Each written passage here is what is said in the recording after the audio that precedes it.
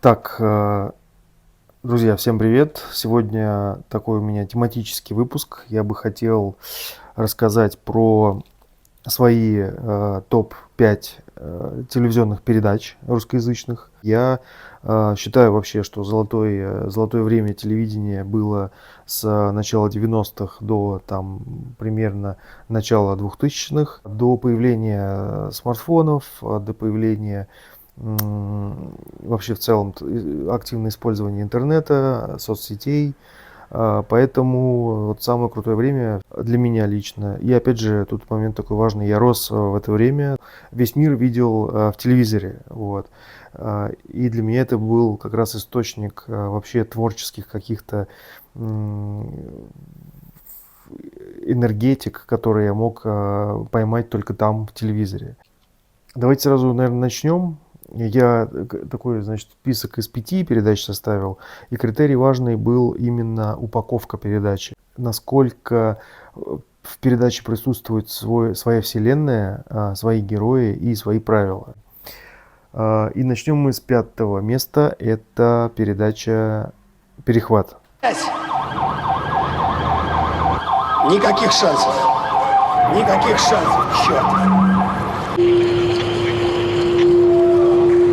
Техники! Техники, слышите меня? Дайте связь! Дайте связь! Смотрите, что делается, а? Опа! Врезался. Наверное, кто-то про нее даже очень хорошо знает, смотрел, вот, а кто-то вообще ничего не знает. Но вкратце расскажу, значит, представьте себе передачу, смесь игры GTA и смесь Top Gear передачи. Вот, то есть смысл там был такой. Был герой передачи, каждую серию новый. Ему давалась, значит, ему давалась машина Deo Nexia, и ему нужно было ее просто угнать. Сесть в нее, угнать ее. И в этот момент, когда он ее угонял, за ним на охоту выдвигались по-моему, насколько я помню, 2 машины сотрудников ГАИ на то время еще. И они должны были, грубо говоря, полицейские, да, должны были его поймать за 30 минут.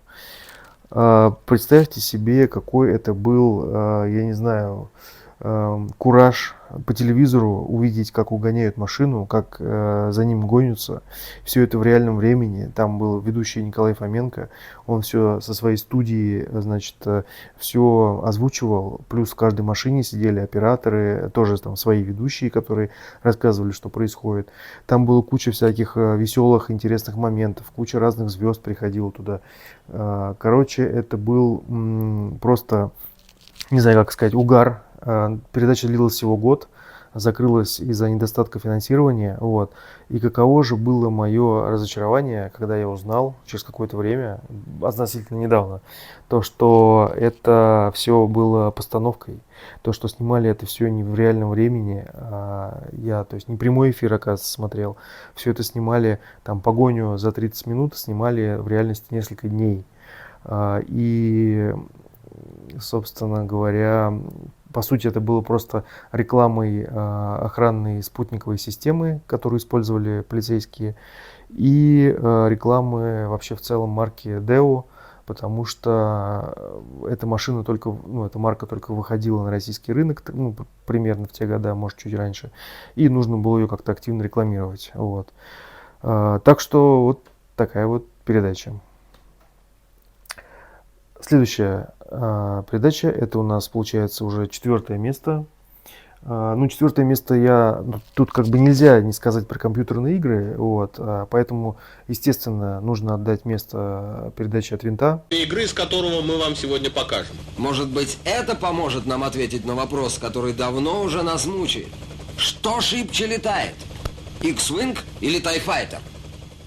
Итак, первая из игр, вошедшая в сборник, называется TIE Fighter. Здесь вам представляется возможность немного повоевать на стороне Империи Зла. Вы зачисляетесь в пилоты имперских космических сил. Смысл передачи был просто в том, что 2 ведущих, как сейчас помню, их звали Гамовер и Бонус, они до сих пор там на Ютубе ведут про компьютерные игры. И вот они рассказывали, значит, про все новинки, причем они, ну и сами друг с другом как бы шутили, там, подкалывали друг друга, и про игры очень детально рассказывали. Смотреть было интересно, а уж у меня тогда не было, по сути, никаких там мощных приставок и компьютеров, какой-то период, когда я мог видеть крутые игры только по телевизору, как у многих, наверное. Третье место я хотел бы отдать игре «Зов джунглей». Коала против нашей леопардицы. Пожалуйте на бревно. На старт. Внимание, марш!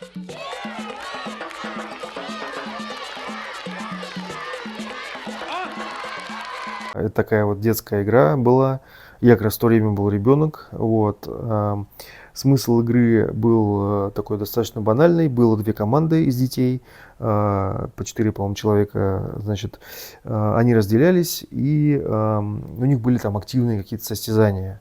Для меня, для ребенка, конечно, смотреть такое шоу, где такие же сверстники, ровесники, как я, проходят какие-то интересные испытания, было очень интересно.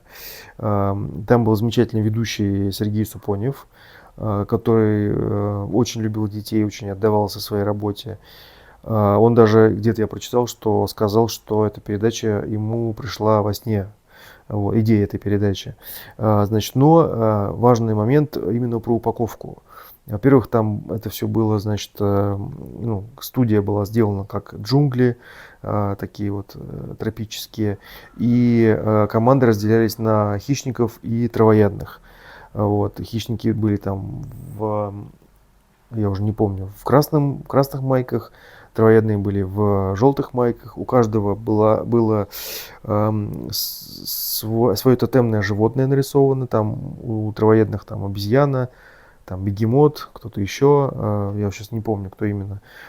У хищников там, соответственно, тигры, там львы, кто-то еще. И вот они там даже призы какие-то получали в виде кто-то бананы, кто-то там куски мяса. Короче, вот настолько продуманная упаковка была. Ведущий там еще в такой вот, как это сказать, из сафари, такой вот антуражной одежде. Короче, смотреть на это было одно удовольствие, и этой передачи я вот действительно хочу, чисто вот даже из-за ведущего, отдать третье место. Я тут недавно, кстати, вычитал, где-то на форуме читал, что кто-то там из детей в то время поехал участвовать и очень сильно разочаровался, когда увидел не те самые джунгли, которые мы видели по телевизору, а значит, какую-то огромную, холодную, страшную, значит, студию, похожую на склад гигантский, и все декорации были выполнены из картона, и, в общем, все это смотрелось довольно убого со стороны, то есть за камерой. Второе место я отдаю передаче «Квартирный вопрос», которая появилась, конечно, не в 90-х, а в начале 2000-х, и она идет до сих пор. Ну, в остальном у тебя функция доведена до абсолюта. Только такие практичные функциональные вещи, да, присутствуют в этом интерьере. Ну да, он кажется очень легким, свободным, но при этом он продуманный и наполненный. Проходите. Ой, как классно! Я стараюсь смотреть ее почти каждые выходные по субботам. И для меня лучшее утро, когда я вот включаю на фон, на завтрак по телевизору или там уже сейчас в интернете эту передачу и просто смотрю на героев, на дизайн, который там сделали. Я не знаю, есть ли смысл рассказывать, но в двух словах про что передача. Там герои, значит, ну, каждый раз разные. Им предлагают сделать ремонт в какой-то комнате, в квартире. Герои уезжают, и в конце ремонта они приезжают и видят результат. И каждый раз там разные дизайнеры делают свой проект под нужды, ну, пытаются угодить хозяевам квартиры и немного их удивить. Вот. Примечательно то, что мне вот очень нравится, то, что хозяева квартиры, они чаще всего не какие-нибудь там звезды, да, а обычные простые люди.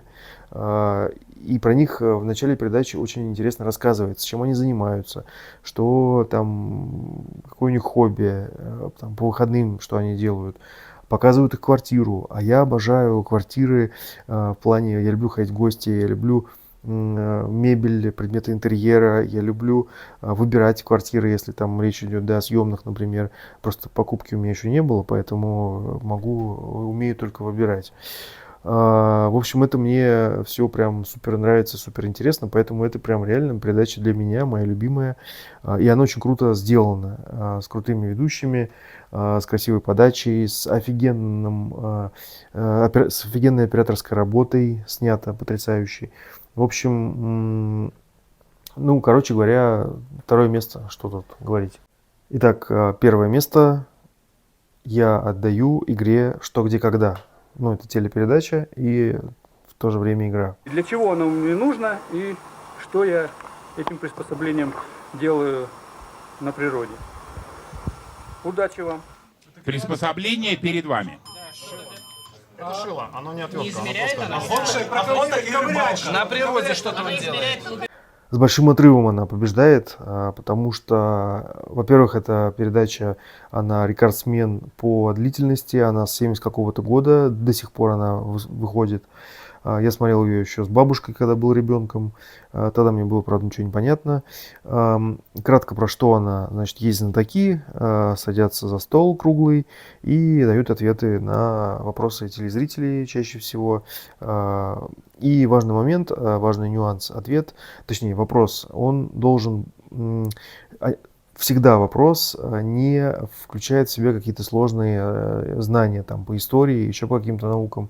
Там всегда можно догадаться именно в самом вопросе, могут содержаться ответы, и то есть логически можно выйти на ответ.